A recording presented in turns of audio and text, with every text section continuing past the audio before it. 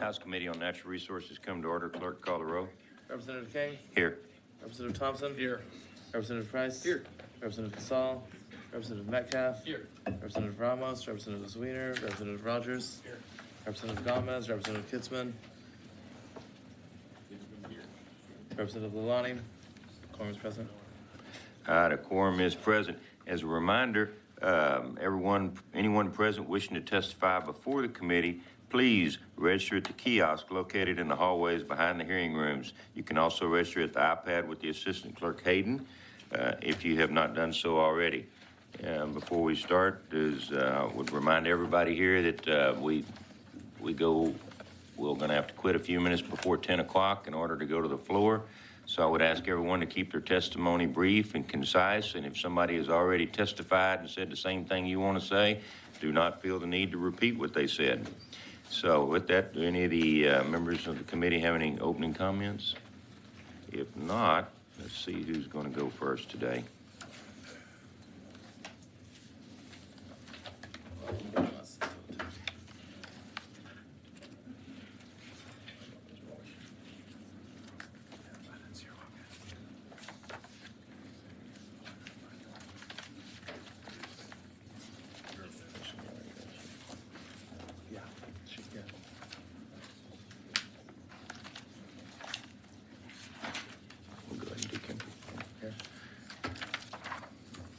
Chair lays out House Bill 4704 and recognizes Representative Morrison to explain the bill.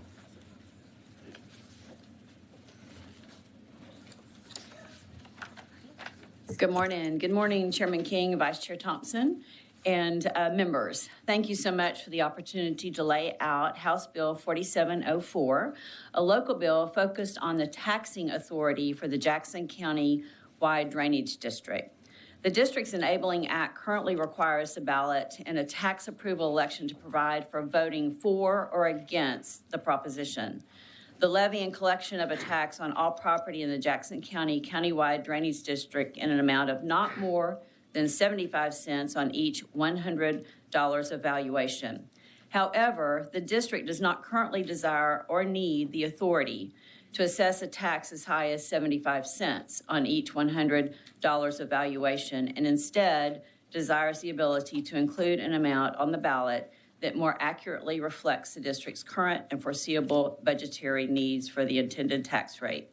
House Bill 4704 amends the district's Enabling Act by including a blank in the required ballot language so that the ballot proposition would read, the levy and collection of a tax on all property in the Jackson County countywide drainage district in an amount of not more than, and then leaves a blank to where they can put in how much cents on each $100 of assessed valuation. This change allows the district flexibility to provide a proposition on the ballot that more accurately reflects the district's intended tax rate for current and foreseeable budgetary needs. The proposed legislation does not remove the 75-cent cap in the district's Enabling Act. It simply allows the district to include an amount lower than 75 cents in the ballot proposition language. Additionally, the bill increases the maximum amount by which the assessor and collector of taxes for the district may be paid for their services from $5,000 to $10,000 and clarifies that the district may hold subsequent elections to modify the maximum tax rate approved by the electors. We have resolutions from the Jackson County Commissioners Court and the Board of Directors for the Jackson County-wide Drainage District in support of these changes. And we have some representatives here today from Jackson County and the Drainage District that will talk about any questions that you have in support of the bill. And if you have any questions, I'll be glad to answer them. Respectfully choose the right to close. Thank you. Thank you, Mr. Chairman. Any questions? Not, we reserve you the right to close. Thank you. Chair calls Jill Sklar. We have you as Jill Sklar, Jackson County Judge for the bill. Is that correct? That's correct, sir. Thank you. Good morning. My name is Jill Sklar, and I am the Jackson County Judge, and I'm testifying for 4704 on behalf of Jackson County. Thank you for the opportunity to express Jackson County support for HB 4704. Jackson County works closely with the Jackson County Countywide Drainage District to ensure that the district has the funds it needs to operate and prevent flooding in Jackson County. Historically, the county has contracted with the district to assess and collect a flood control tax, then remit those tax revenues to the district. The county supports the district's desire to now assess and collect the flood control tax instead of relying on the county to assess and collect the taxes for the district. If the district successfully holds a tax-approved election and begins to assess the flood control tax on its own, then the county will no longer assess the tax for the district. This will increase efficiency for our local government in Jackson County. Jackson County respectfully asks that you vote for 4704, and I'm happy to answer any questions. Thank you. Any questions? We appreciate you being here today. Thank you very much. Chair calls David Frankson.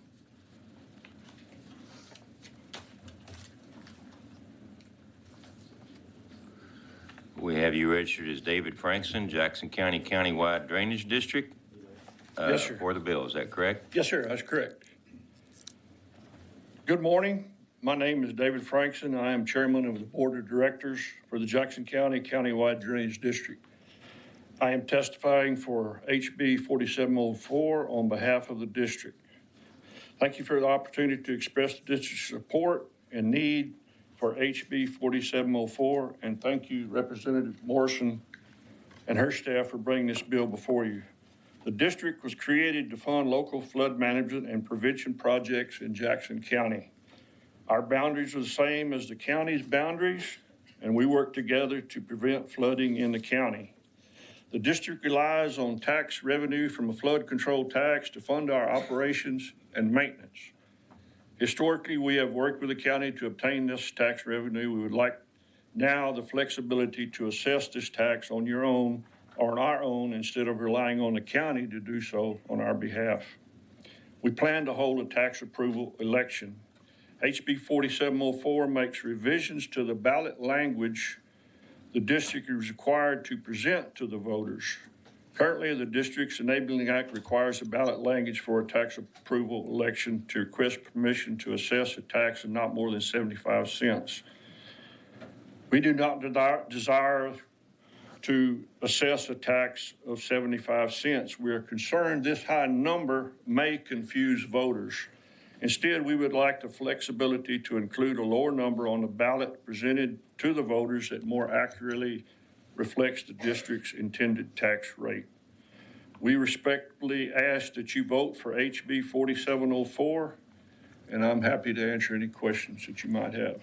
Any questions for Mr. Frankson? If not, we appreciate you coming today. Also, let the record reflect that Representative Cassell and Representative Weiner are present. So Thank you. Yes, sir.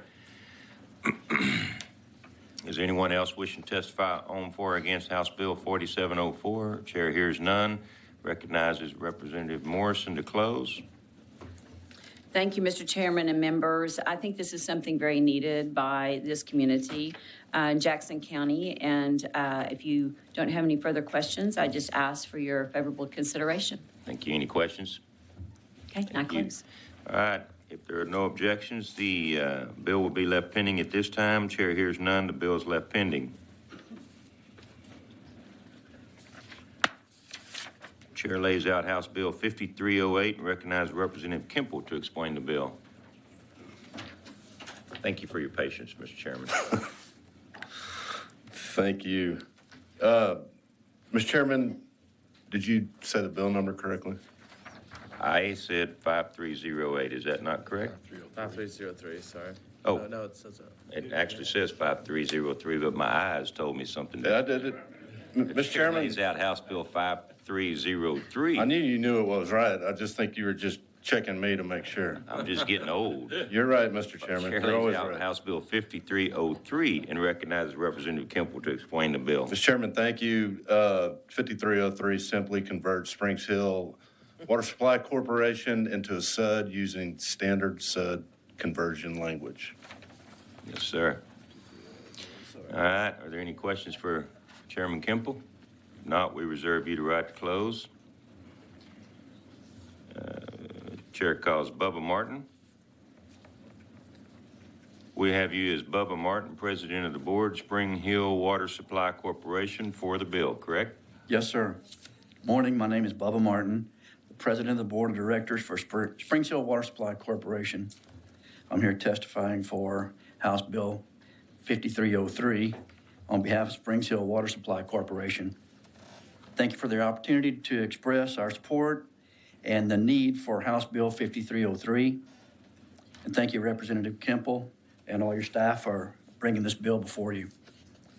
Springs Hill Water Supply Corporation is currently a nonprofit, member-owned water supply corporation that provides water to individuals, business entities, municipalities, and other members in high-growth Guadalupe County and a small portion of Wilson County.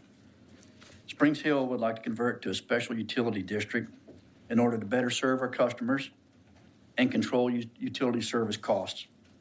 By converting to a special utility district, Springs Hill would have an increased ability to acquire water sources and supply, build, operate, and maintain facilities and transport water, and provide water to our customers. In conclusion, I respectfully ask for you to vote for House Bill 5303, and I'm happy to answer any questions that you might have. Thank you, Mr. Martin. Any questions? If not, we really appreciate you being here today. Thank you. All right, we also have Mary Alice Bain McCon signed up for the bill with the Texas Rural Water Association. Is there anyone else wishing to testify on, for, or against House Bill 5303? Chair hears none, recognizes Chairman Kemple to close. Thank you, Mr. Chairman. I'll close. Thank you. If there are no objections, the bill will be left pending at this time. Chair hears none, the bill is left pending.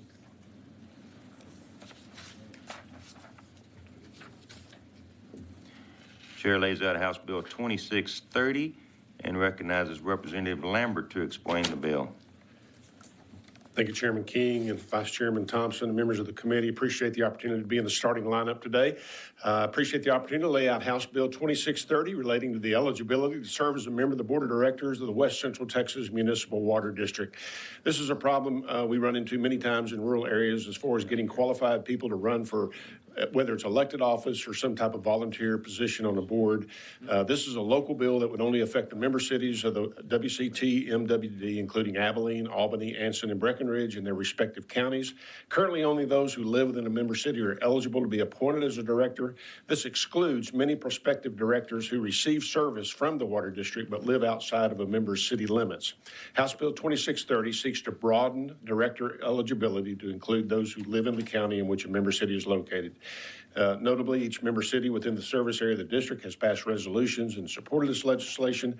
Happy to answer any questions the committee might have, and I reserve the right to close.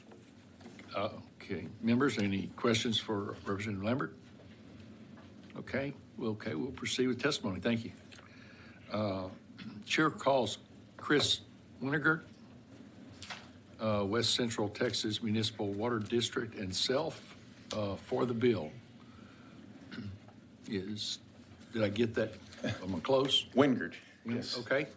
Good morning, Mr. Chairman, members of the committee. My name is Chris Wingert. I'm the general manager of the West Central Texas Municipal Water District located in Abilene, Texas. I stand in support of House Bill 2630.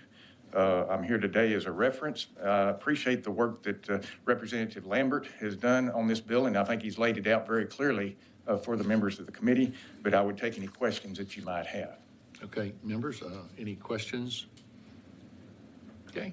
Thanks. Thanks, sir. Is there anyone else wishing to testify on, for, or against this bill? If not, call Representative Lambert to close. Thank you, Mr. Chairman. I close. Okay. No objection. Bill be left pending. Hearing none, the bill's left pending.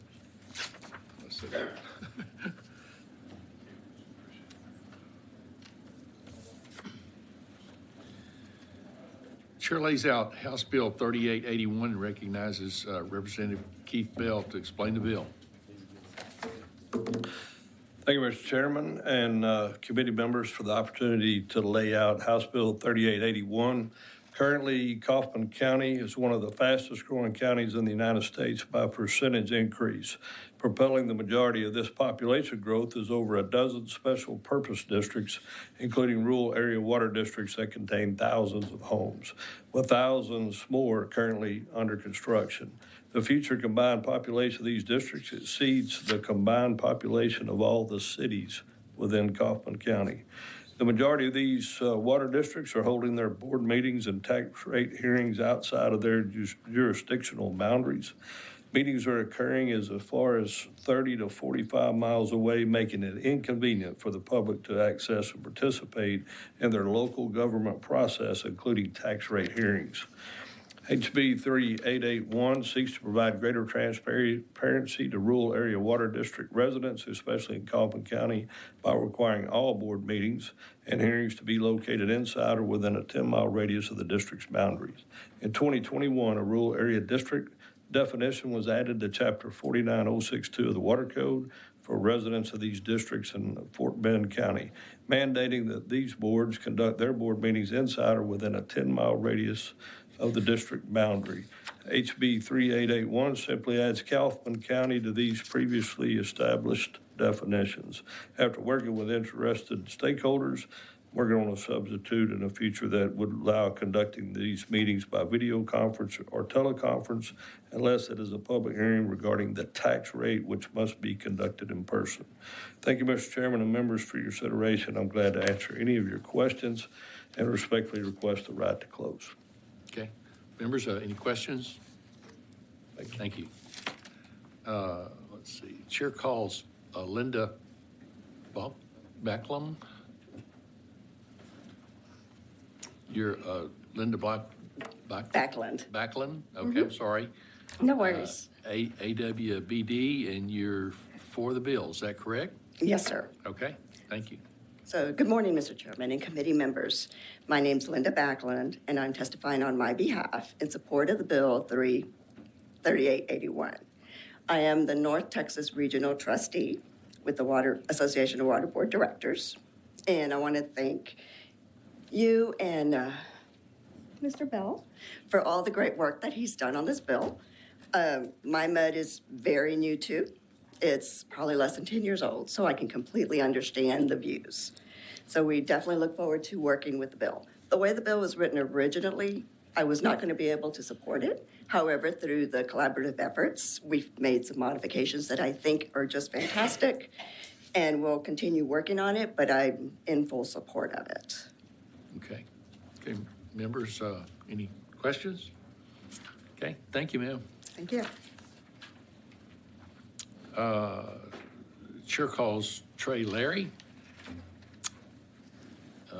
Mr. Larry, I show you with Alan Boone Humphrey Robinson, and you're for the bill. Is that That's correct? Okay, thank you, sir. Good morning. Good morning. Trey Larry with Alan Boone Humphreys Robinson. And I'm in a very similar situation as Linda. We had concerns with the bill as it was filed, and Representative Bell and his staff worked hard with us to try to address those concerns and make the bill better.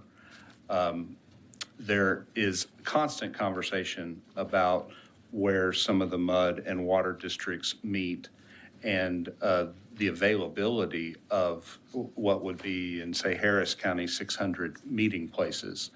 And so a lot of the districts do meet outside their boundaries, but of course their boundaries are very small. Currently those directors who are elected have that prerogative to make that decision about where they are best able to meet.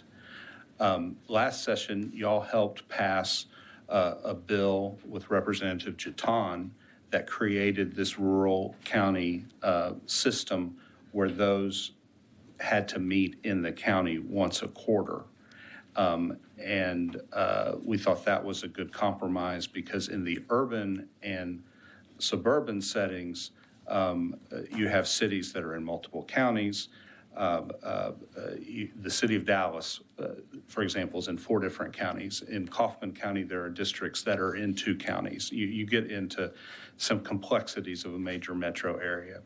We think the ultimate solution is allowing us to have video meetings and telephone meetings. We think that is the way forward. We were able to do some of that during COVID, and it was extremely helpful to get greater participation.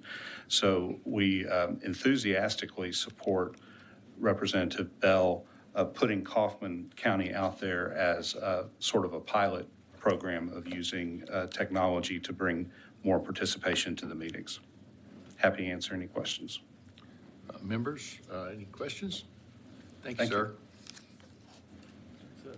Okay. Is there anyone else wishing to testify on, for, or against the bill? If not, for the record, we have the following people registered but not wishing to testify. Jerry Homan, General Manager, AWBD, and self is neutral on the bill. The chair now recognizes Representative Bell to close. Thank you, Mr. Chairman. And members, just to put this in context, I had a notice for one of these hearings that I pulled up this morning, put in my maps, and from Forney to the meeting location, which was an attorney's office on Preston Road in Dallas, it was 1 hour and 1 minute and 1 hour and 1 minute to get there, and it was 40 miles from the district. So that just allows in context of what we're trying to do here. But I do appreciate the stakeholders. We worked with them, and we'll get their concerns addressed. Thanks again. I appreciate your favorable consideration for the local and consent calendar. And I close. Okay. There's no objection. The bill will be left pending. Hearing none, the bill's left pending.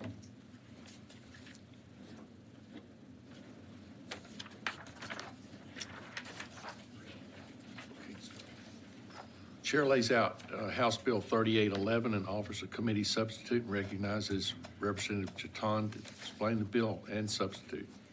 Thank you, Chairman and members. Thank you for allowing me to lay out House Bill 3811. 3811 is similar to a bill that I filed last session that was approved by this committee and unanimously voted by the House. That deals with conservation and reclamation districts holding board meetings by video conference. I didn't make it to the governor's desk, so we're back here again. Under current law, the requirements for holding a board meeting by video conference vary significantly depending on different factors. 3811 seeks to standardize these provisions and eliminate confusion and subjectivity in current law by amending chapters 36 and 49 of the Water Code to allow but not require any conservation reclamation district to hold any regular or special board meeting by video conference, only if a member of the board presiding over the meeting is physically present at one location of the meeting that is open to the public during the open portions of the meeting. The committee substitutes simply added chapter 36. It was just 49, which deals with groundwater conservation districts. So I'm happy to answer any questions. Otherwise, I reserve the right to close. Members, have any questions? Okay. Thank you. Okay. Chair calls Brian Sledge. Brian Sledge, Northeast Texas Municipal Water District, San Antonio River Water Authority, Wells Branch Mud, Upper Trinity GCD, North Texas GCD, and Prairie Lands GCD, and I show you for the bill. That's correct. Everybody loves this bill. Thank you, Chairman, members of the committee. I'm Brian Sledge, and I represent all those river authorities and water districts and groundwater districts you just listed here in support of House Bill 3811. As Representative Chaton noted, this was similar to a bill that passed the House 145 to nothing last session, but it didn't quite make it across the finish line in the other chamber. That one covered both video conferencing and audio conferencing. This one's just limited to video conferencing, and it really would be helpful to standardize for all the different types of water districts what the video conferencing rules are. I think there's a lot of broad support behind this bill. I'm pretty familiar with all the current disparate laws and various provisions of various codes, and I'm happy to answer any questions on this bill or any of those. Okay, members, questions? All right. Thank you so much. Okay, chair calls Wendy Duncan. Show yourself and for the bill. And before you start, let the record show that Representative Ramos is here. Okay. Thank you. Okay. Go ahead. Good morning, Chair and committee members. My name is Wendy Duncan, and I'm here representing myself. I'm for the bill. I want to let you know that I am an AWBD trustee on the board, Assistant Vice President, and I own, as well as my homestead, several other homes within MUD districts. I also served as a director of Willow Fork Drainage District, serving 2 years as president. So I'm very familiar with the mud industry. I want to say a specific thank you to Representative Jeton for his excellent leadership, specifically in the area of infrastructure and also engaging with local leadership and truly understanding our issues. Also to Representative Kitzman, who's just upstream from me, and then to the east is Representative Leilani. I want you to consider also not only the transparency for constituents that this bill provides, but also the ability for people to serve, because currently we cannot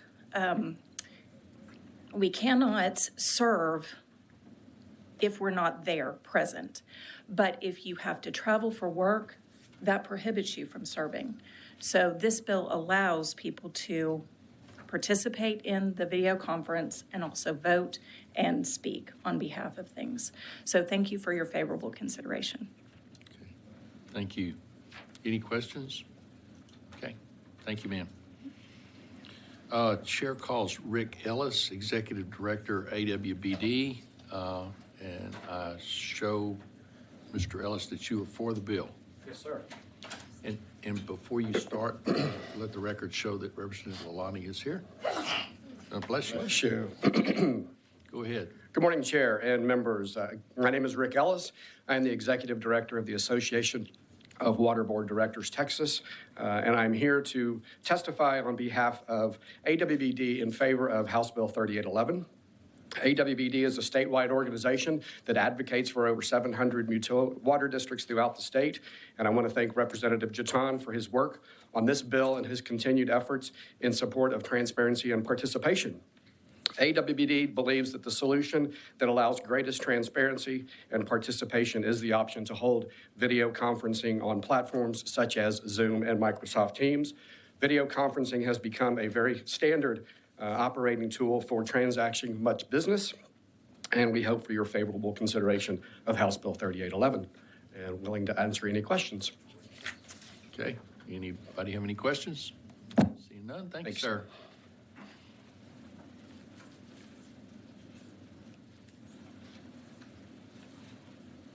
Okay, Chair calls Jerry Homan, General Manager, AWBD, and self. And Mr. Homan, I show that you're for the bill. Yes, sir. Is that all correct? Thank you, sir. Yes, it is. Thank you. Go ahead. Good morning. I am here to testify in support of House Bill 3811. My name is Jerry Holman. I'm also a trustee of the Association of Board of Directors. And I'm a general manager for Harris County Freshwater Supply District 61. We're one of the largest water districts in Harris County. We have a population of about 25,000 with people with 8,000 connections. We have 3 meetings in the district. We have a website. Our meeting dates are in the evening, 5:30, where anyone can participate. We very seldom have people come. What we noticed is through COVID, when we started offering the video, we went back to in-person as soon as possible.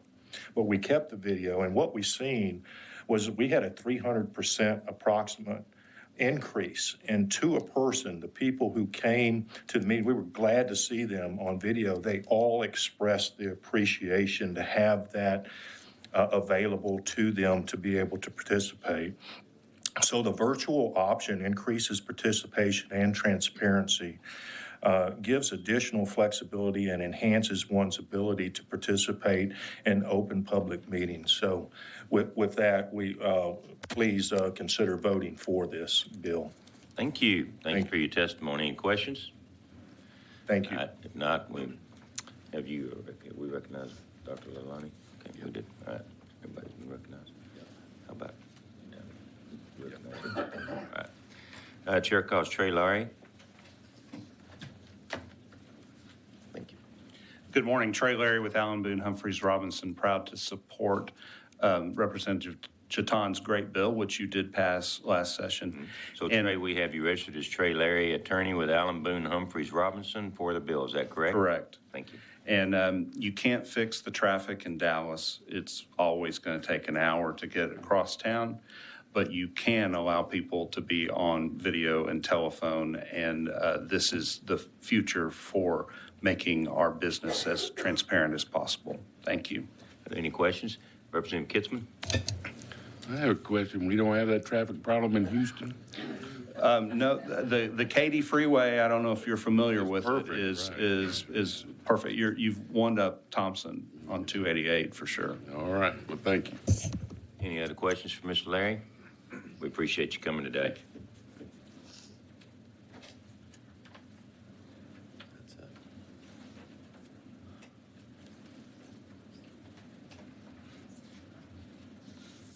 No, wait, we already did it. Chair calls Jerry Holman.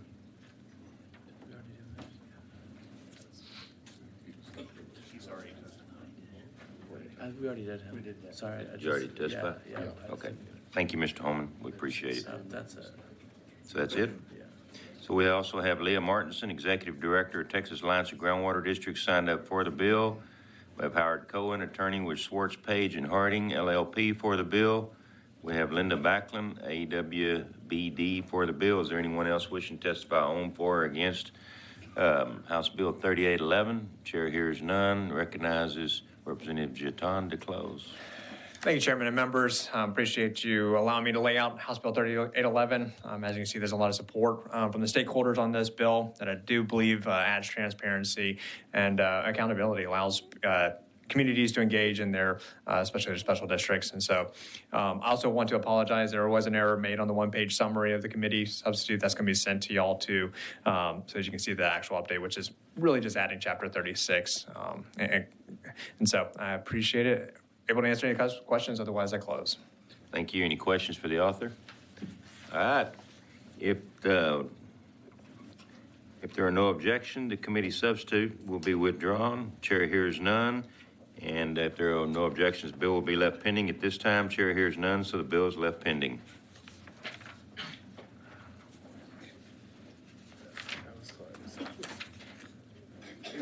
Chair lays out House Bill 1525 and offers a committee substitute and recognizes Representative Clardy to explain the bill and the substitute. Good morning, Chairman, members. Thank you for the opportunity to lay out House Bill 1525. This is a sunset bill concerning one of our river authorities in Texas, the Lavaca Navidad River Authority, based in Jackson County. That river authority provides raw water to municipal water providers and industry. It monitors the water quality in the river basin and maintains parks and event venues on its land surrounding Lake Texana. The Sunsets Commission did a thorough review of this river authority and found it to be generally well run, but did find certain issues that need to be addressed to strengthen best practices. LNRA is not subject to abolishment under the Sunset Act. HB 1525 amends the board term members to 4 years from 6 and applies some general good government standards to existing governing law. There is a committee substitute, Mr. Chairman, and what this committee substitute does, it removes a provision related to board membership that has not typically been applied to other river authorities. So one of the interesting features of this river authority NRA is that it deals with a county of a relatively small county, like the ones I represent, of 14,000 folks in Jackson County. And oftentimes there's a provision against conflicts of interest of people serving. Because of the relatively small number of people available to serve on this board, we've allowed the existence of certain conflicts of interest, but not major significant conflicts of interest. And so put that in because it's a unique position, because we don't want to discourage or eliminate quality people in a small community from serving on this important board. The bill also establishes grounds for removal of board member if they violate Section 171 of the Local Government Code, which is the provision concerning conflicted members, which allows them to recuse themselves from a conflicting discussion. And then also the bill specifies an annual appointment process, ensuring no more than 3 board members come up for appointment at any given time. With that, Chairman and members, I'm happy to answer any questions. There are, I believe, 2 witnesses here to testify, Chris Kessler with the Sunset Commission and Patrick Brodsky, the General Manager for the LNRA. Members, any questions? Any questions for the author? All right, we reserve you the right to close. Thank you. Chair calls Patrick Brosowski. You did better than me. We'll see. Y'all are pretty There you close, are. sir. Let's see. Yes, sir. So we have you as Patrick Brosowski, General Manager, Lavaca and Navidad River Authority, neutral on the bill. Is that correct? Yes, sir. Thank you. Chairman King, members of the committee, my name is Patrick Brzezowski, General Manager of the Lavaca Navidad River Authority. I offer my testimony today on behalf of LNRA in connection with the committee substitute House Bill 1525, LNRA sunset legislation. I'm here today to testify on the bill. LNRA is a single county river authority in Jackson County that owns and operates Lake Texana.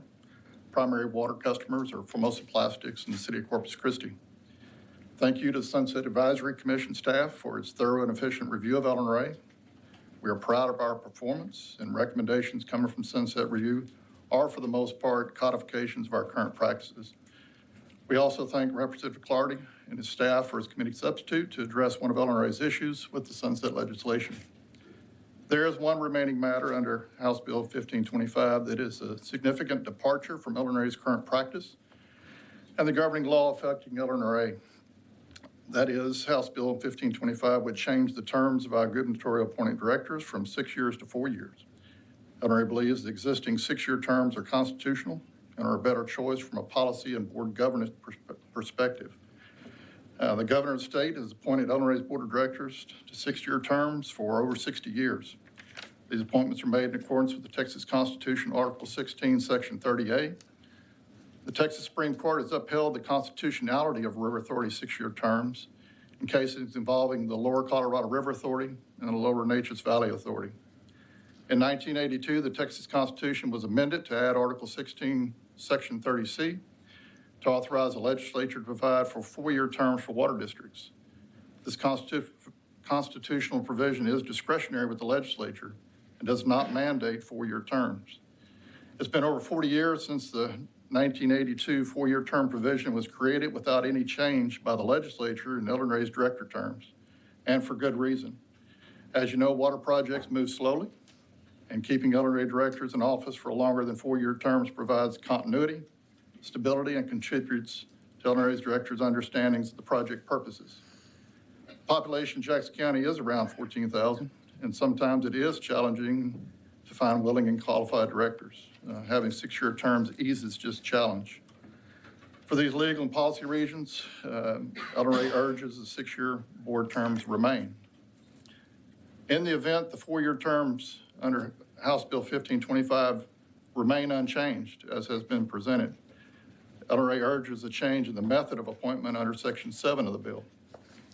As written, the appointments would be made every odd number year, with one odd number year during the year requiring 5 board appointments. 5 directors constitute a quorum, and the possibility exists of a complete board majority change over a single year. Such change would be detrimental to the long-term decision-making.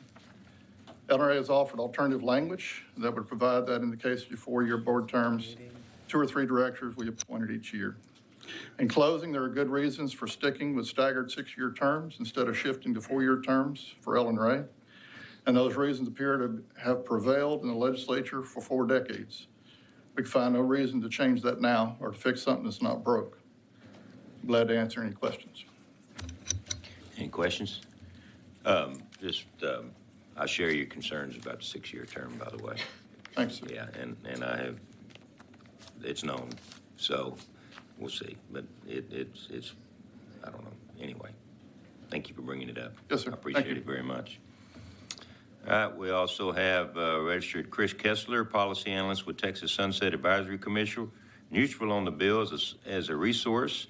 We have Robert Rornick, Review Director at Sunset Commissioner, neutral on the bill as a resource witness. Is there anyone else wishing to testify on for or against House Bill 1525? Chair hears none, sees none. Recognize Representative Clardy to close. Thank you, Mr. Chairman. I appreciate Mr. Brzezowski's testimony here today concerning the 6 versus 4-year board terms. Chairman, I share your view on this as I share his view. This has been an issue of discussion since we had Sunset Commission hearings throughout the interim. This issue kind of came up through Sunset Review. I appreciate the point of view they've taken. And I will tell the members, just so you're aware of this, regarding any of the sunset review this session concerning river authorities, this has been a back and forth dialogue between Sunset Commission, between the bill authors, including myself, and the different river authorities. I have a personal opinion on this. I hope we're able to work this out. I expect what we'll do is move forward and would ask this committee's favorable consideration of this bill as drafted in the committee substitute. But I will tell you, I expect that we will see a reconciliation of this, which is consistent among the different river authorities via amendment on the floor. But when that happens, members, I will certainly make the body aware of those changes.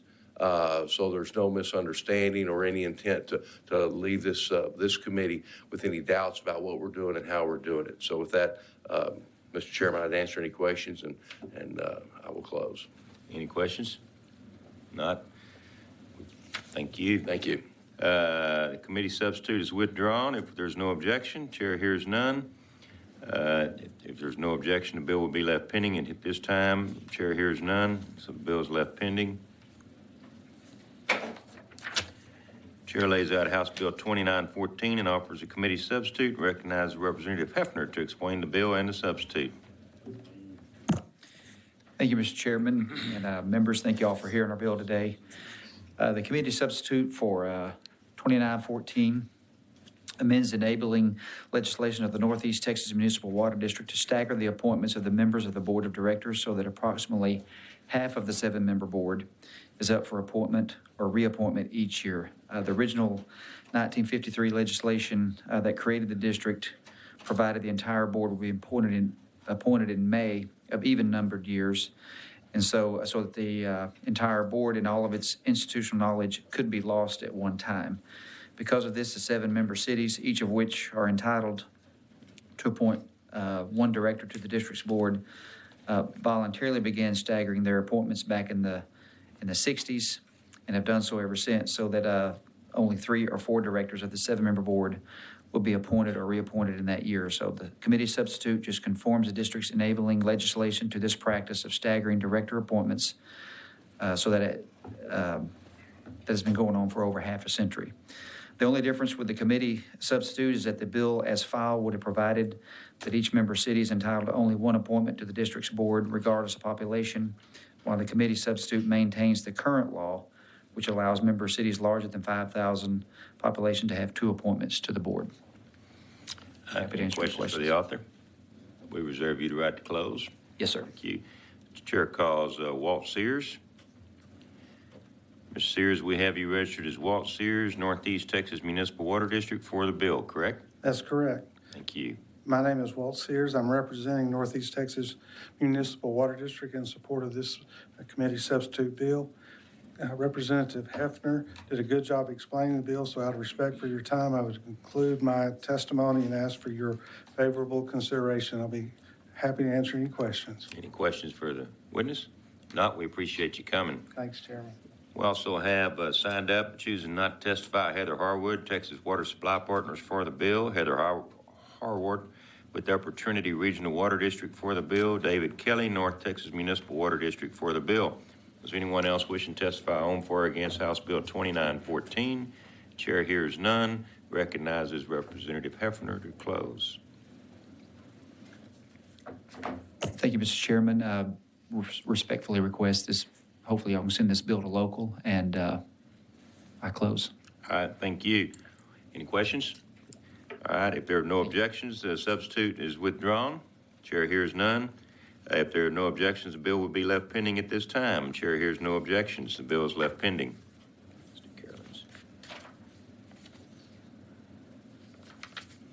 All right, Chair lays out House Bill 2109 and recognizes Representative Caroline Harris to explain the bill.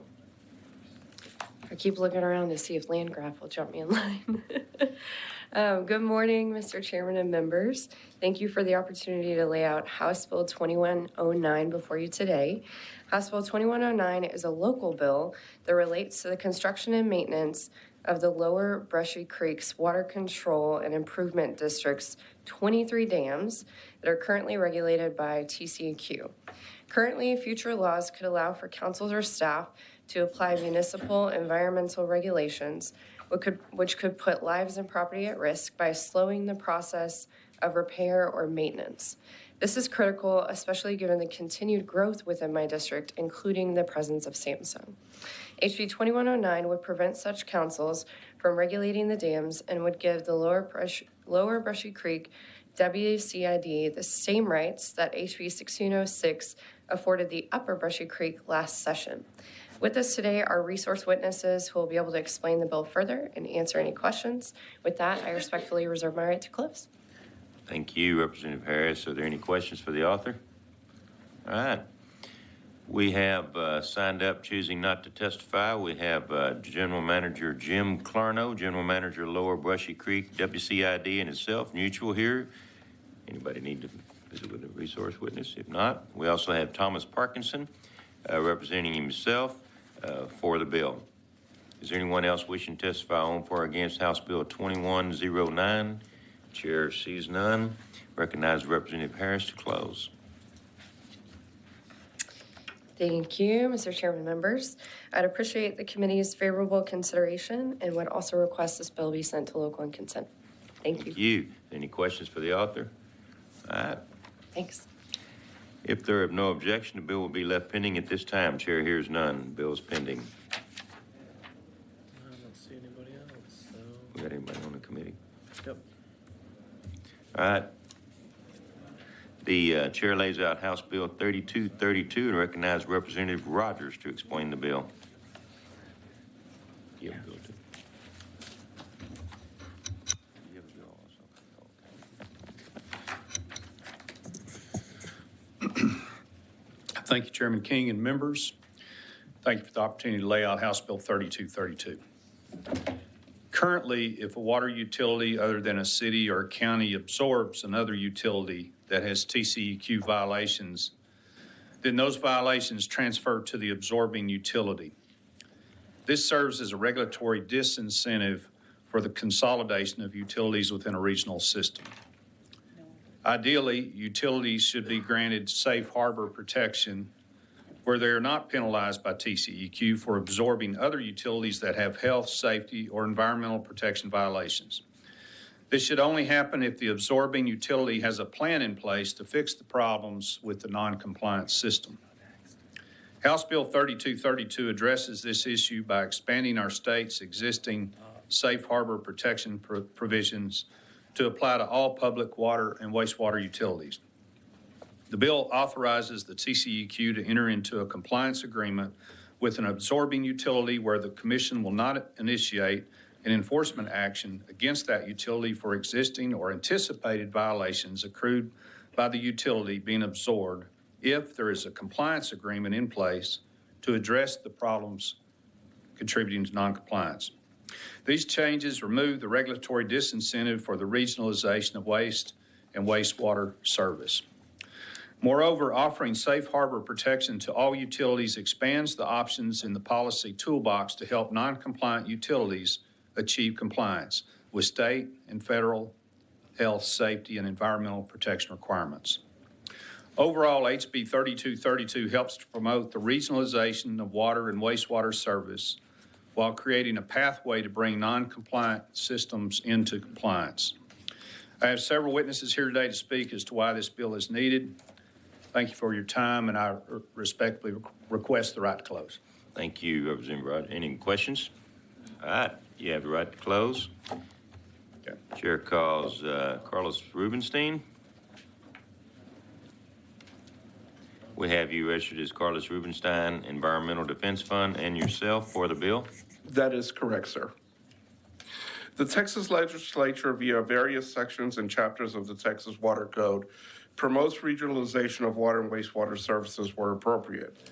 Among the recognized benefits of regionalization are reduced operating and maintenance costs via economies of scales, greater cost-benefit investment in upgrade and development of new treatment works as compared to multiple yet nearby standalone or discrete units, and enhanced ability to identify, document, and compete for available funding to undertake these works.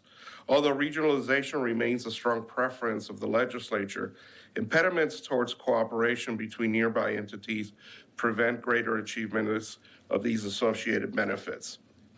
These impediments disproportionately impacts small, rural, and disadvantaged communities, and residents being served by dilapidated and in some instances abandoned treatment works or utilities. Last week, this committee considered bills addressing ways in which regional solutions as it relates to water and wastewater could be further incentivized. Among those was House Bill 2701, which I support. House Bill 3232 furthers regional solutions by removing a significant barrier that today prevents entities to come to the aid of nearby non-compliant utilities to seek regional solutions and compliant operations. House Bill 3232 creates a safe harbor for entities that absorb non-compliant ones. As former commissioner of the TCEQ, I understand how having a compliant entity having their existing environmental compliance history negatively impacted by assisting and absorbing a non-compliant utility, and how that is a strong disincentive towards regional cooperation and solutions. Put another way, without House Bill 3232, the state via the TCEQ could be in a position to unintentionally punish the good actor in such a transaction for doing the right thing. Better run utilities should be granted safe harbor protection where they are not penalized by the state for absorbing other utilities with non-compliance issues, providing the absorbing utility has a plan in place to fix the problems within the non-compliant system. Expanding safe harbor protection to all utilities removes a regulatory disincentives to regionalization for water and wastewater service. Greater regionalization, in turn, contributes to better economies of scale relating to water, workforce, and rate-based utilization. House Bill 3232 does not perpetuate non-compliant operations. It does the opposite. It promotes cooperation leading to compliant operations. The Texas legislature should advance a strong preference of regional water and wastewater solutions by adopting the safe harbor positions called for in House Bill 3232. And for these reasons, I am for the bill. Happy to answer any questions you may have. Any questions? No, we appreciate you coming very much. Chair calls Jeremy Mazer. We have you registered as Jeremy Mazer, Senior Policy Advisor with Texas 2036 for the bill, correct? Yes, Mr. Chairman, members of the committee, for the record, my name is Jeremy Mazer. I'm a Senior Policy Advisor with Texas 2036.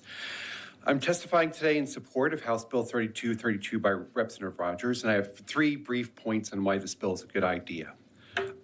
First, and as Representative Rogers points out, House Bill 3232 removes a regulatory barrier to the regionalization of water and wastewater service. Regionalization and regional solutions offer better economies of scale relating to water development, procurement, rate-based and workforce development, and workforce utilization. Moreover, data analysis indicates that larger systems have fewer health and safety violations, better management performance, lower operating and maintenance costs per customer, and lower residential rates. Despite these benefits, the absence of safe harbor protection for healthy utilities that absorb distressed utilities serves as a regulatory disincentive to greater regionalization. This bill removes that impediment. My second point is that the legislature has routinely expressed a preference for regionalization throughout the Texas Water Code. Despite this articulated preference, we still have over 10,000 public water systems and wastewater operators. In light of this proliferation, and given the benefits associated with regional solutions, our water sector likely needs to shrink in order to grow. The safe harbor for regionalization proposed by House Bill 3232 aligns our regulatory policy with the policy preference for regionalization found in the Water Code. And lastly, earlier this year, Texas 2036 released a water policy blueprint that included recommendations on what we can do to address our aging, deteriorating water and wastewater infrastructure. One of the recommendations in that blueprint was to expand the state's safe harbor provision to apply to all water and wastewater utilities. House Bill 3232 by Representative Rogers does just that. Thank you for your time, and I welcome any questions that you have. Thank you. Any questions for Mr. Mazer? We appreciate you coming very much today. So, also signed up but choosing not to testify unless necessary, we have Geetan Hali Yadev, Deputy Director of Litigation at TCEQ, neutral, as a resource, I'm sure. Anybody need a resource? Tammy Venter, Public Utility Commission, neutral on the bill. Celia Eves, Public Utility Commission, neutral on the bill. Mary Alice Bain McCon, Texas Rural Water Association, for the bill. Buddy Garcia, Aqua Texas, for the bill. Is there anyone else wishing to testify on, for, or against House Bill 3232? Chair hears none. Recognize Representative Rogers to close.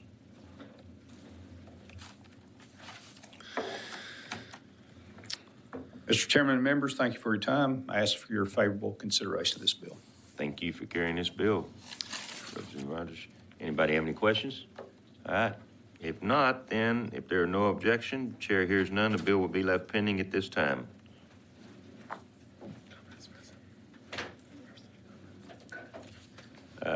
Representative Gomez is present with us today. Thank you. Chair lays out House Bill 5025, offers committee substitute, recognizes Representative Zwiener to explain the bill and substitute.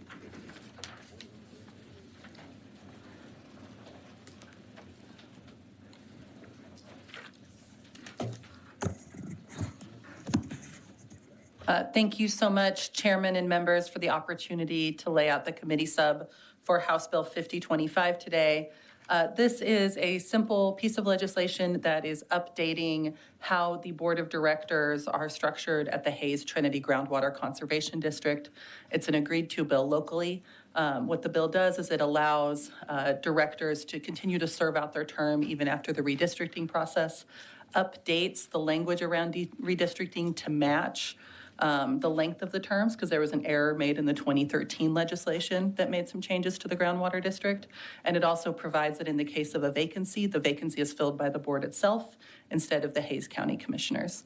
We do have one witness here from the groundwater district. If y'all have any technical questions, but members, if you don't have any other questions, I respectfully request my right to close. Are there any questions for Representative Zwiener? All right, we reserve you the right to close. Chair calls Charlie Flatten. We have you registered as Charlie Flatten, General Manager of HTGCD, for the bill, correct? Yes, sir. Thank you, Chairman and committee. I'm the General Manager. My name is Charlie Flatten of the Hayes Trinity Groundwater Conservation District. This bill's pretty simple. It does a couple of really big things for a little small district just to your right in Hayes County. We have a board that needs to stand for, every single board member needs to stand for re-election at this time every 10 years. That's a pretty big drain on our finances because Hayes County charges us $11,000 per board member per run. So that could be about $55,000 in last year's money. 10 years from now, it's going to be probably twice as much. We also have institutional drain when we have the possibility of every single board member passing through at once. I respectfully ask that you pass this bill, and I stand as a material witness if you have any questions. Are there any questions for Mr. Flatten? No, we really appreciate you coming today. Thank you very much. So we also have signed up, choosing not to testify, Mr. Gregory Ellis, Hayes Trinity Groundwater Conservation District, for the bill. Linda K. Rogers, representing herself for the bill, and Alex Ortiz with the Sierra Club for the bill. Is there anyone else wishing to testify on, for, or against House Bill 5025? Chair hears none. Recognize Representative Zwiener to close. Members, I request your favorable consideration to hopefully send this bill to the local and consent calendar. Thank you so much. Thank you. All right. If there are no objections, the committee substitute is withdrawn. Chair hears none. If there are no objections, the bill will be left pending. Chair hearing none, the bill is left pending at this time.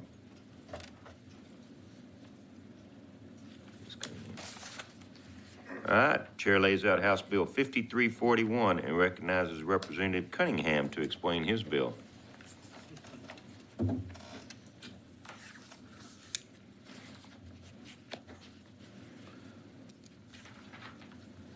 Thank you, Chairman King. Members, good morning to you. This is House Bill 5341. House Bill 5341 seeks to create the Lake Houston Dredging and Maintenance District, which would serve as a conservation and reclamation district. The district would have a board of directors that consists of 3 directors appointed by the Harris County Commissioners Court, 3 directors appointed by City Council of the City of Houston, and a presiding officer appointed jointly by the county judge and the mayor of the City of Houston. The purpose of the district would be to remove sediment, debris, sand, and gravel from Lake Houston and its tributaries, to restore, maintain, and expand the lake to mitigate storm flows. The district would not have the power of eminent domain, nor would it be able to impose a tax or charge a fee, but it would have the ability to issue bonds payable from and secured by district revenue. The district may form voluntary interlocal agreements to perform dredging and maintenance operations and may seek out to source the funding for the operations. Finally, the dredging operations may not negatively affect the quality of water in Lake Houston, nor can it degrade the quality of water that would be treated by the City of Houston Northeast Water Purification Plant. This is why, before performing any dredging operations, the district would need to obtain approval from the City of Houston Public Works Engineering Department. Mr. Chairman, thank you for allowing me to present this. I reserve the right to close. Thank you. Any questions for the author of the bill? Not? Are there any questions for the author of the bill? If not, then we reserve you the right to close. Representative Cunningham. All right. Once again, Chairman King. We have some witnesses. Oh, you do? All right. Thank you, Yes, sir. Chair calls Steve Bresnan. We have you registered as Steve Bresnan, North Harris County Regional Water Authority, Mutual. Is that correct? Yes, sir. Thank you. Thank you, Mr. Chairman. I just wanted to take a brief moment to thank Representative Cunningham and his staff for the amount of time that they spent with us talking through some of the issues and raised about this bill. I look forward to ongoing communication with him. Appreciate the committee hearing the bill. I know this is important to his area, and we thank you for the opportunity to work with him on that. Any questions for Mr. Bresnan? Not, we appreciate you being Yes, here today. Chair calls Trey Larry. We have you registered as an attorney with Allen Boone Humphreys Robinson, Mutual on the bill, correct? Yes, sir. My firm represents some of the regional water authorities that are downstream of the lake and participate with the City of Houston and the North Harris Regional Water Authority in the water treatment plant in that facility that's located on that lake. And then that water is piped in gigantic pipelines east to west across Harris County and into Fort Bend County. Want to thank Representative Cunningham for working with us on some of our concerns as this proposal was made last session and continues this session. And we've explained and talked to them about some of the concerns with that whole process, and just want to thank him for continuing to work with us. Thank you. Any questions for Mr. Larry? We appreciate you coming today. We also have signed up, choosing not to testify, Clint McGee, HMWK, for the bill. Is there anyone else wishing to testify on, for, or against House Bill 5341? Chair hears none and recognizes Representative Cunningham to close. I apologize for the confusion a minute ago, Representative. No, that's all on me, Chairman. I'm over in Pub Ed, and we got a full house. So always. So anyway, Chairman King and members, once again, I want to say thank you for this opportunity to present this bill before the committee. I ask for your favorable consideration on the bill, and it'll be sent to local calendars and consent committee. Thank Chairman, you. Thank you. Any questions? No. All right, we appreciate you bringing this bill for us today. If there's no objection, the bill will be left pending at this time. Chair hears none. The bill is left pending. Thank you, sir. Chair lays out House Bill 5308 and recognizes Representative Guillen to explain the bill.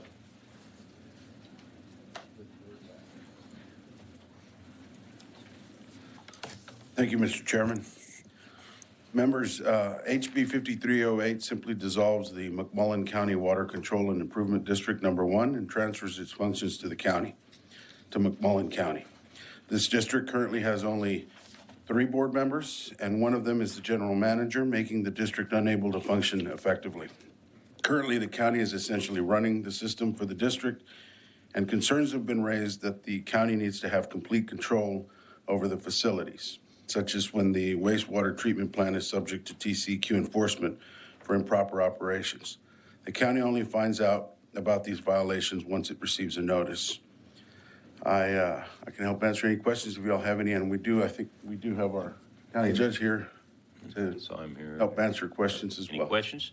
All right, we reserve you the right to close. Thank you. Chair calls James Teal. We have you registered as James Teal, County Judge, McMillan County, for the bill. Is that correct? That is correct. Thank you. Chairman. Chairman King, Vice Chairman Thompson, and members of the committee. My name is James Teal, and thank you for allowing me to testify in favor of passing House Bill 5308 for the dissolution of McMillan County WCID number 1. McMillan County has 2 water control improvement districts in the county, and the county has already favorably taken over the WCID number 2. And we own WCID number 1 assets. We own 3 water wells and the sewer system in the county, and WCID operates those on behalf of the county. Continuous operation issues relating to TCEQ notices of violations, as Representative Guillen mentioned, have been an issue.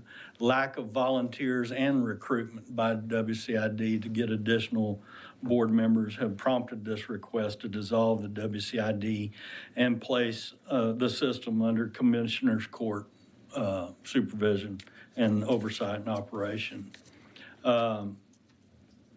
As stated, the general manager has been placed on the board of directors to get a 3-member board. And the manager has publicly stated he's going to retire in July of 2023. So please consider a yes vote. I want to thank Representative Guillen for authoring this bill, and I'm open to any questions you may have for me at this time. Any questions for the judge? No, we appreciate you being here today. Thank you. Thank you very much. Chair calls Kimberly Crider-Dusick.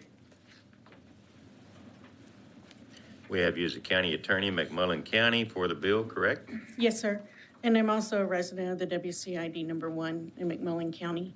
To add a little bit to what Judge said, is we are a county of about 600 people according to the last census. So we are dealing with very limited people, and we think that it's also going to be a lot more efficient. So when Judge gets a letter at the last minute and it says there's a violation with TCEQ, then we all have to go into action and figure out what needs to get done. This way we can at least have a little more control and do some capital improvements to also improve the public safety for our community and our citizens. You have any questions? I do. Yes, sir. How did y'all take over the other district?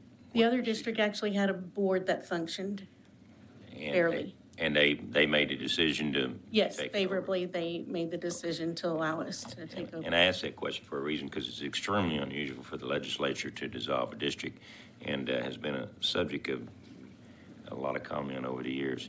And so we just want to make established for the record that this district is non-functional and is in no condition, it cannot make that decision to dissolve itself currently. Correct. And I personally went and visited with one of the 3 board members who's 78 years old and said, we can't get anybody to be on this board. Nobody wants to help us. And she said all the young people just think they turn their water on and water comes out and have no idea what goes on in getting their water. So it's a non-functional district. It's a non-functional district. And this is the only method that y'all have in the county that you're aware of in order to have Yes, sir. somebody take it over? This is the only method that I can see. Okay, thank you. Are there any other questions? We And appreciate I'd ask you being- favorably pass it. Thank you. Thank you. All right, is there anyone else wishing to testify on for or against House Bill 5308? Chair hears none, recognizes Chairman Guillen to close. Thank you, Mr. Chairman. If there's no further questions, I ask for your favorable consideration. Thank you. Are there any questions? All right. Thank you. If there are no objections, the bill will be left pending. Chair hears none. The bill is left pending at this time. Chair lays out House Bill 4742 and offers a committee substitute and recognizes Representative Janie Lopez to explain the bill and the substitute.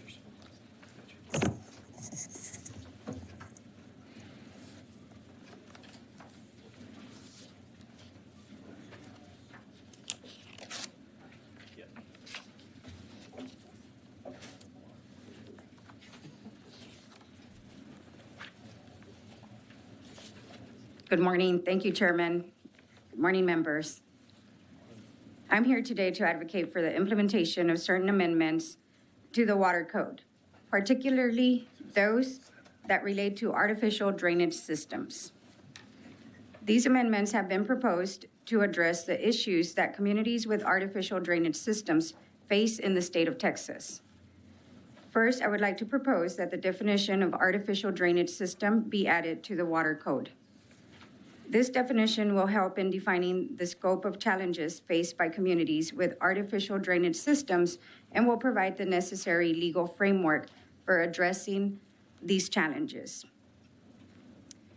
Secondly, I believe that grant funding from the Flood Infrastructure Fund, FIF, of the Texas Water Development Board should be increased to account the further downstream improvements that communities with artificial drainage systems need to have effective drainage systems. This is because these communities need significant investment in infrastructure to improve the quality of their drainage systems. And for the community listening, artificial drainage systems, if you think about here in Austin, you have hills, and the water naturally drains as you have hills. However, in South Texas, we have flat land, and so that's why we have to create artificial drainage, and which is more costly to us in South Texas and other parts in Texas that have flat land like us. Next, the loans from the Flood Infrastructure Fund, FIF, of the Texas Water Development Board would also is also used to maintain our drainage systems. And we ask that these loans are maintained to us at 0% interest for communities with artificial drainage systems. This is because these communities are already facing financial challenges due to high cost of maintaining their drainage systems. And a 0% interest loan will help ease their financial burden. Again, the communities in South Texas, we have very small towns that have a small number of population, and that causes them not to have a return on taxes, and causes them not to have the funding that is needed to be able to pay for the drainage systems. And our homes are getting flooded. People's homes are getting flooded, which makes it a safety and health issue for people. And lastly, I suggest that a loan forgiveness program be adopted for the political subdivisions, which includes municipalities, counties, and drainage districts with artificial drainage systems to forgive not less than 10% or more than 20% of flood infrastructure FIF loans. This is because these political subdivisions face the brunt of the financial burden of maintaining drainage systems and require support to carry out their responsibilities effectively. In conclusion, the proposed amendments to the Water Code will help to alleviate the challenges that communities such as South Texas and across the state with artificial drainage systems face in the state of Texas. The implementation of these amendments will require the support of the government and the people. And I urge you for us to work together to ensure that our communities are safe and secure. Thank you. Thank you. Is there any questions for? Yes, sir. Thank you, Mr. Chairman. Representative, just real quickly, I was reading your bill earlier, and I wanted to ask you on the loan forgiveness section of the bill, that applies to the counties, I guess, along an international border in the coastal region or the greater Houston area, and it's limited to that. Is that correct? The way I read the committee substitute?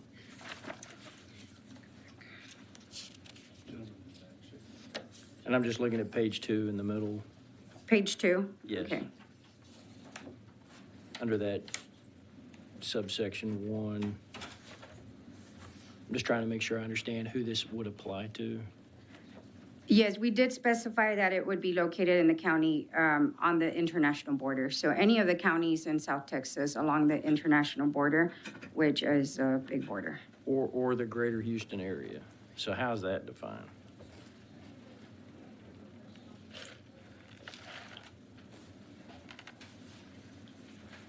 Where do you have the greater Houston area?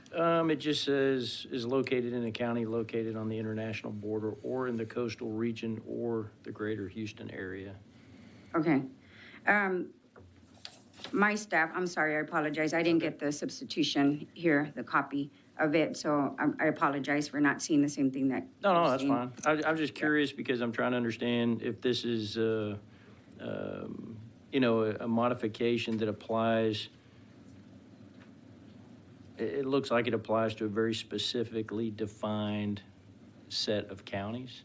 Mm-hmm. And so I'm trying to understand exactly, you know, who all that applies to. Right. And then secondly, is this, are these loans made, are these Texas Water Development Board loans? The loan, I know the forgiveness, this section's applying to loan forgiveness, but are these TWDV loans or what is the source of the loans? It's the ones that come from the Texas Water Development Board. Okay. So other counties can apply for these as well, but they're not eligible for loan forgiveness? So counties, like I'll use an example for our area. We apply for loans and they do have to repay them depending on what kind of grant they get.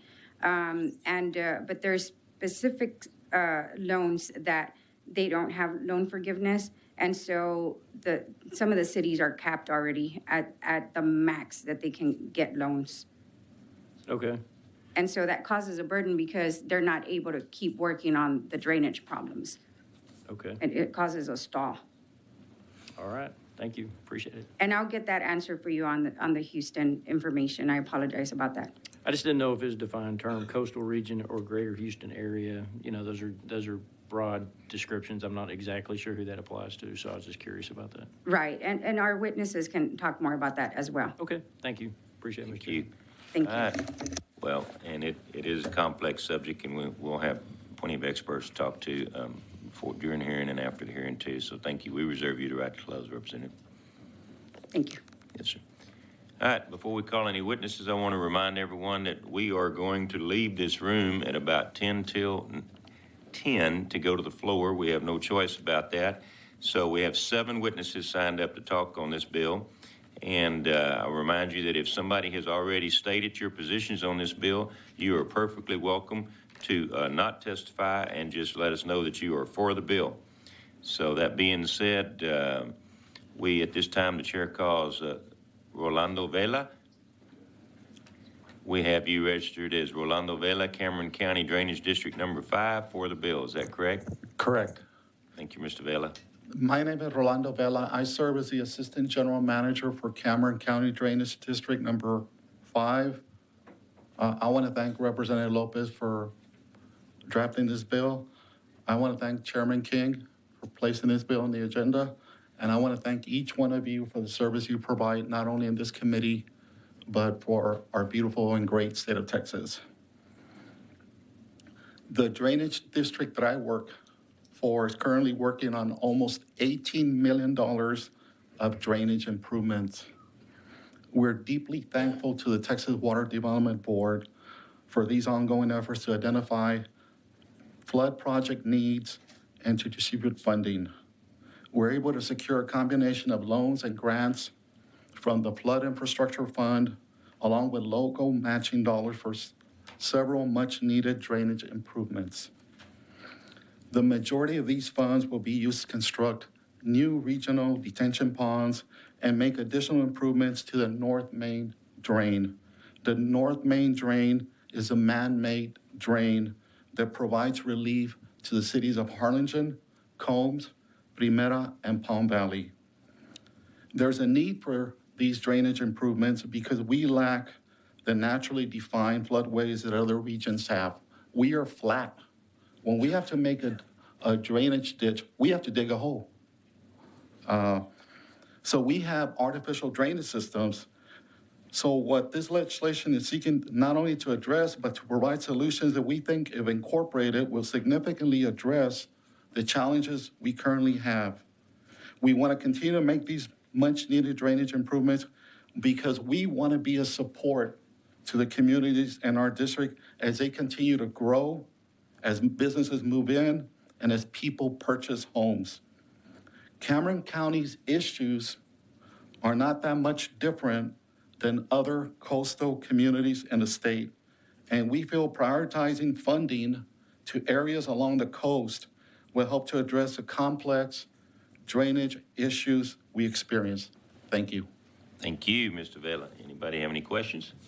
If not, we appreciate you coming up here, and we appreciate your service in Cameron County. Thank you. Chair calls Marco Sanchez. We have you registered as Marco Sanchez, Mayor, City of Combes? Combs, Texas. Combs, Texas. City of Combs, for the bill. Chairman, committee members, thank you for having us. I know it's we're running out of time, but I'm in support of the bill. I support Janie Lopez, our new representative from our area. And as Rolando stated, we are a flat land, and we need to work on artificial drainage. Combs is located north of Harlingen, and we're experiencing some growth. We have some new truck stops coming in and some new subdivisions, but the drainage is a big issue. So we need your help to get this funded. Thank you. Any questions? No, we appreciate you coming today. Chair calls Ricardo Guerra. We have you registered as Ricardo Guerra, Mayor of San Benito, for the bills. Is that correct? Yes, sir. Yes, it is. Good morning, Chairman and committees. I'll make it brief because I know that there's other people that are trying to, get up here and in support of this bill. I am the mayor of the city of San Benito, which is located next to Harlingen, Texas. We are a disadvantaged city. About 32% of our population is below the poverty level. We do have problems with our drainage, and there's some areas that, every time that floods that we do have a little bit of a heavy rain, we do get, like waist deep, areas that, the flood. So that's in some areas, it is pretty, disaster. And for them to rebuild is just making it harder and harder, that some of those homes are, having a lot more with, mold and stuff like that. So in the support of this bill that our representative, Jane Lopez, has done, I am in support of it. And like I said, I hope that you all can take into consideration all this at our form, with our next people are coming in to, to talk about this. Representative Ms. Gomez, thank you very much. Thank you very much for everything that you guys do for us, okay? Thank you, Mayor. Any questions? All right, we appreciate you coming very much today. Chair calls Steve Jennings. We have you registered as Steve Jennings, Board President, Cameron County Drainage District Number 5 for the bill. Is that correct? Yes, sir, that is correct. Thank you. Thank you all for taking time to hear this. I want to thank Janie Lopez for presenting this bill. As you mentioned, I serve as president of Cameron County Drainage District Number 5. We serve most of Harlingen, all of Palm Valley, Combs, and Primera. I'm a retired excavation and dirt work contractor of 41 years, and I appreciate the opportunity I have to serve on this board and to help the community. The state of Texas has made a lot of progress. I appreciate all the drainage benefits that we have from work that has been done, but we are still experiencing a lot of issues in the Rio Grande Valley because of the flatness of it. In certain instances, the natural drainage that we have is actually higher than the surrounding. So the only drainage we have is from the man-made drains. And when we have heavy rains, everything fills up, and then you just sit and water. Our communities are full of water. Our homes are full of water, until it subsides and is able to drain. So if we can have additional funding to improve these drainage, improve the crossings and the ditches that have to go all the way to the coast, the more we can improve those, the more efficient we can get them to, and transferring the water, the less damage will be to our homes, our schools. A school next to me had 14 inches of water in it for about 3 days, and about 3 years ago. So we appreciate all of your work, and we hope that you will give this favorable consideration. Are there any questions? Thank you, Mr. Jennings. Are there any questions for this witness? Thank you. Appreciate you coming today. Chair calls Eric Shivey. We, assuming I pronounced that right, we have you as Eric Shivey, Shivey Consulting LLC, and himself for the bill. Is that correct? That's correct, and you did pronounce it correctly. Thank you. Thank you, Chairman and committee. So Eric Shivey with Shivey Consulting, our firm does a good bit of work with Cameron County Drainage District number 5, as well as other drainage districts along the Texas coast. We also do a good bit of work statewide and work with the Texas Water Development Board. The reality is there's a lot of flooding all throughout the state. We all know that, and there's problems in Austin, there's problems in Houston, there's problems in Dallas, and in South Texas. Arguably, South Texas, from my perspective, is one of the more complicated areas to do drainage projects, but even the Texas coast and the Houston area as well. I'm very well aware of the regional flood planning effort. Our firm is actually helping on the Lower Guadalupe regional flood planning effort. We're well aware of the state flood plan. It's my understanding that the flood planning effort has primarily focused on drainage project identification and prioritization, but has not yet, to my understanding at least, identified how money will be distributed.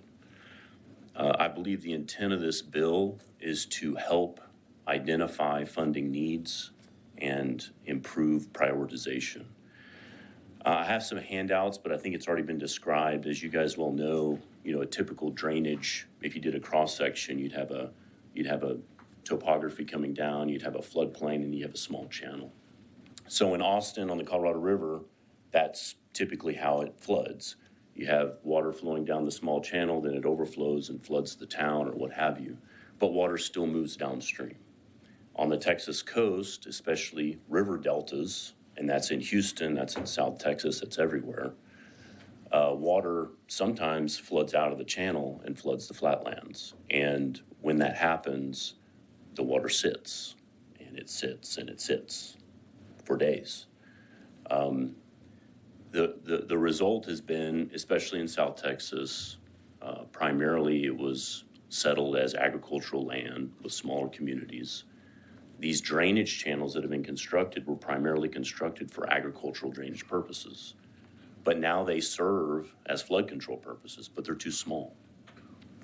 An extreme example of what communities along the Texas coast have to deal with, you can see in New Orleans. I don't know if you guys remember in 2005 when Katrina hit, or if you've ever visited New Orleans, but the town is below sea level. There's the ships, if you're in the French Quarter, you can see the ships going along the canal up above you. And no one would argue that to do drainage projects in New Orleans is the same thing as doing a drainage project in Austin. You have large pump stations, you have massive amounts of infrastructure. And so I believe this bill is trying to address that. And I'm in favor of this bill with the caveat that it's focused on the Texas coast and primarily the river deltas along Texas. If this bill moves forward, great. If it does not, then I feel at least we're presenting this issue to the committee, and at the very least, perhaps this issue could be taken up with House Bill 3796, which requests a task force be established to look into these issues further. Thank you. Thank you, Mr. Shivey. Are there any questions? Yes, you have a question, Representative Kitzman. Thank you, Mr. Chairman. I just want to thank you for your comments and explaining how that works. A lot of people that aren't from the flatland don't quite understand how the water acts, and I appreciate what you've said. Thank you. Yes, thank you. Thank you. Any other questions for Mr. Shivey? Appreciate you coming today. Chair calls Norma Sepulveda. We have you registered as the mayor of the city of Harlingen for the bill. Is that correct? Yes, that is correct. Thank you. Good morning, Mr. Chairman, honorable members of the committee. Again, my name is Norma Sepulveda, and I'm the mayor of the great city of Harlingen, and I am for this bill. I want to thank our representative, Janie Lopez, for filing this very important piece of drainage legislation that we feel is a step in the right direction.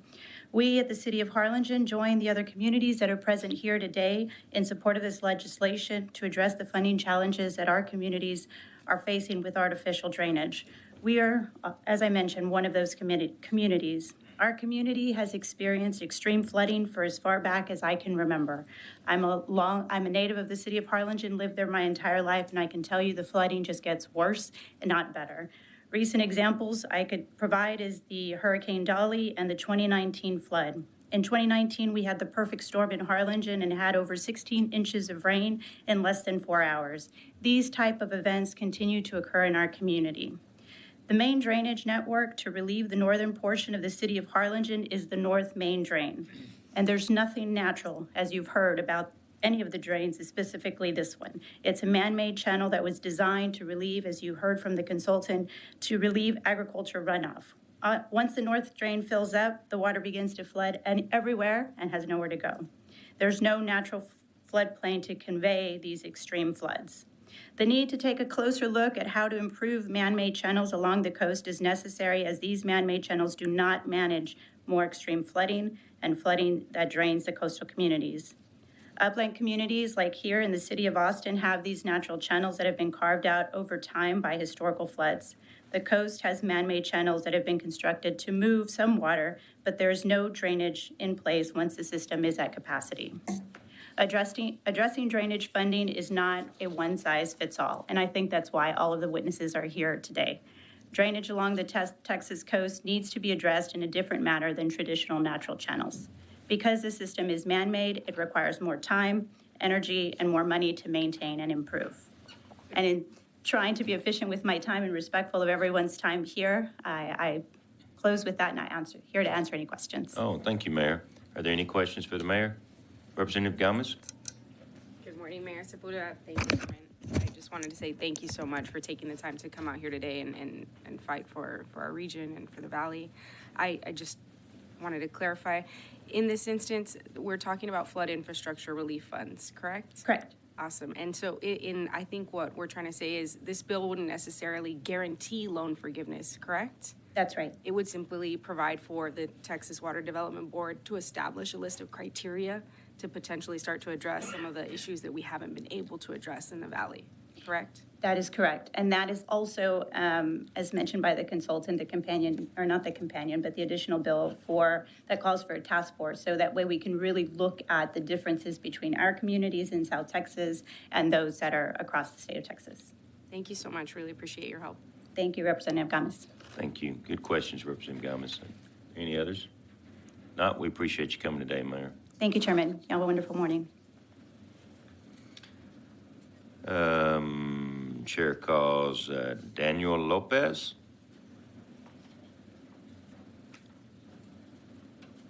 We have you registered as Daniel Lopez, City Commissioner, Harlingen, District 2, for the bill. Is that correct? Yes, sir. Thank you. I'm Daniel Lopez. I'm a city commissioner for Harlingen District 2. I've been in there for about 6 months, just about the same time as our mayor, and we are inheriting an issue that's been going on for the last 50 years. I know a lot of y'all are in very similar positions with other bills or issues y'all are dealing with. This bill 4742 does 4 things essentially. It includes the term artificial drainage system in the flood infrastructure fund portion of the water code, includes the social vulnerability index as a funding criteria, which is currently used when the TW or the Texas Water Development Board, when they have a tie between 2 areas, 2 different projects, they use that social vulnerability index as a tiebreaker. What we're asking is that to be included as part of the grading criteria. It increases funding for our types of communities. As you can tell in the Rio Grande Valley, flooding's a big issue, right? And then lastly, it helps to forgive FIF loans that these communities currently have, and just a portion of it, right? As you all know, the FIF is part of the Texas Development Water Board. They're the ones that do the funding, and they've been working with the Texas GLO and TDM to positively affect communities like ours. And that's the reason we want this bill to push through, and we're asking for y'all's support for it, right?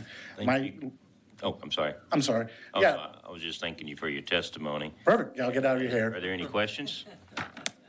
If not, we appreciate you coming so much today, Commissioner. Thank y'all so much. All right. We also have signed up Amanda Levine with the Water Development Board, neutral on the bill. Buddy Garcia, Brownsville Public Utilities for the bill. Danielle Goshen, National Wildlife Federation for the bill. Michael Vargas, Assistant Public Affairs, City of FAR for the bill. Gabriel Gonzalez, City Manager, City of Harlingen for the bill. Clifford Sparks, Legislative Director, City of Dallas, against the bill.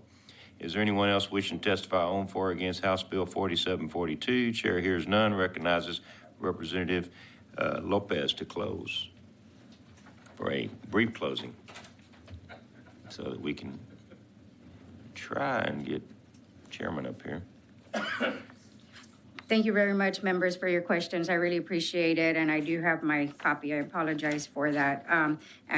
So as you heard already, this is to establish criteria so that the Texas Water Development Board can continue to look at some of the issues that we're facing in areas where there's flat land, such in South Texas and Houston area. And that's all we're asking for you all to look into this so that you consider a bill so that the criteria can be modified if members approve.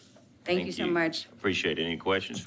If not, the committee substitute will be withdrawn. If there are no objections, the chair hears none. The committee substitute was withdrawn, and the bill will be left pending at this time. If there are no objections, chair hears none. The bill is left pending. Thank you. Thank you. Thank you, Representative Lopez.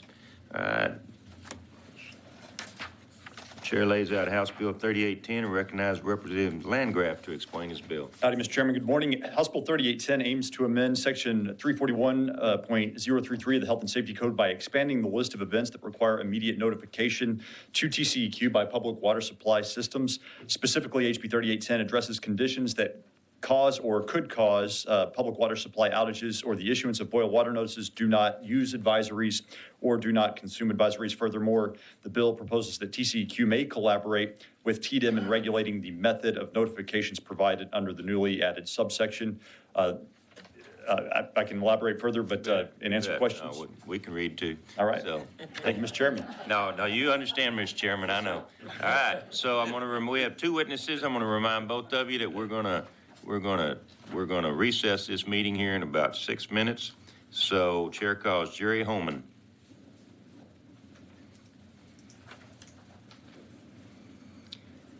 We have you registered as Jerry Holman, General Manager of AWBD, and yourself, neutral on the bill. Is that correct?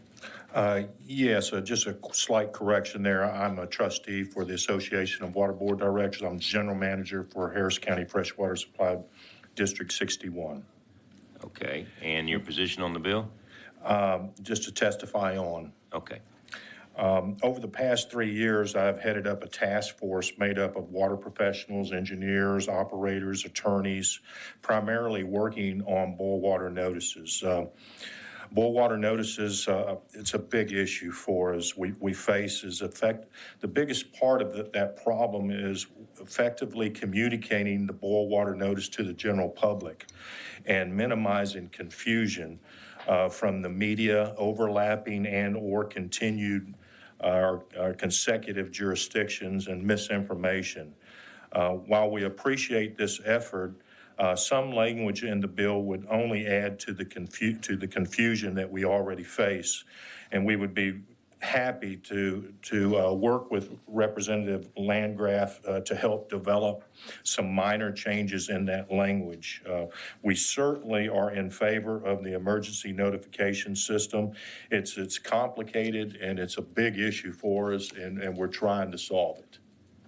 Thank you, Mr. Holman. Thank you. I would ask you a favor, if you could write down and give it to Hayden exactly what your title is and who you represent today, we would appreciate it. You told us on the record a minute ago, but if you could write it down or... I will. Okay.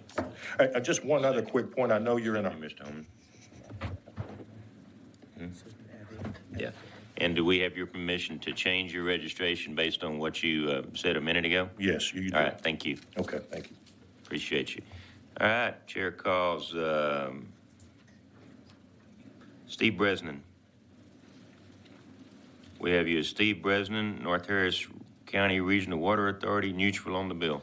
Yes, sir. Thank you, Mr. Chairman. Very succinctly, the only concern that we have on the bill is on page 2, line 2, the words "or could cause a public system."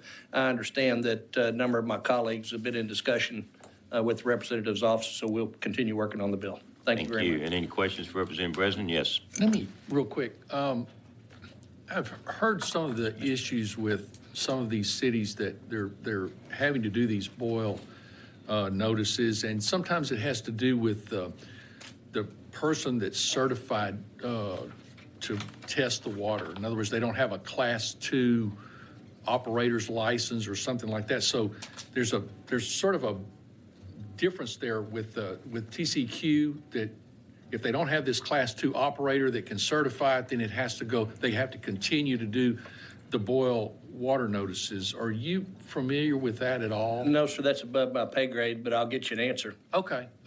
I just wondered if there's some of these that claim that they shouldn't be having to do this, but because they don't have the persons with the correct license, then TCEQ requires them to do it. That's at an operational level that I'm unfamiliar with, but we'll get you an answer. I'm sorry to ask you that question. No problem. No problem. Saw we had a couple of minutes. Yes, sir. You were the last one. Thanks. Am I done? All right. Any other questions for Representative for Steve? Mr. President? Thank you, Mr. Chairman, Yeah, for thank the you. job. Yeah. All right. We also have signed up Craig Pritchlaff, Director of Compliance and Enforcement with TCEQ, neutral on the bill, resource witness. Anybody needs that? And if not, they'll be available to us later. We have Michelle Risco, Deputy Director of Water Supply, TCEQ, as a resource witness.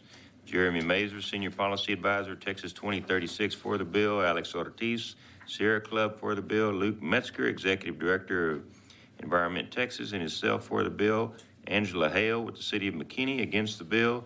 Angela Hale for the McKinney Chamber of Commerce against the bill. Clifford Sparks, Legislative Director, City of Dallas, against the bill. Is there anyone else wishing to testify on, for, or against House Bill 3810? Hearing none, the chair recognizes Representative Landgraf to close. And before you close, I did want to say that, Mr. Holman, please get with us to follow up on your comments a minute ago. I didn't mean to cut you off. Thank you so much. Thank you, Mr. Chairman. To that point, open door policy, if there's anything that we can do to make improvements, I do want to be very clear that this bill is only about the notification that a public water supply system has to give to TCEQ, not the public notice themselves that we commonly refer to as boil water notices. So this is just about communication to the agency itself as a preventative measure, not the communication that the public water supply system has to give to the public. So I think that might clear up some of the confusion. Unless there are any questions, I'm happy to close, Mr. Chairman. Thank you. Are there any questions? If not, we appreciate you working with them. There are some questions about, exactly what we're talking about here, so we look forward to seeing where y'all go with that. Yes, sir. Thank you, Chairman. All right, thank you. If there is no objection, the bill will be left pending at this time. All right, I think we're done. All right. At this time, it is necessary to recess to go to the floor. Accordingly, if there is no objection, the committee will recess until the final adjournment or recess of the House today, or during the period authorized for reading and referral of bills if permission is granted by the House. Hearing no objection, the committee stands in recess.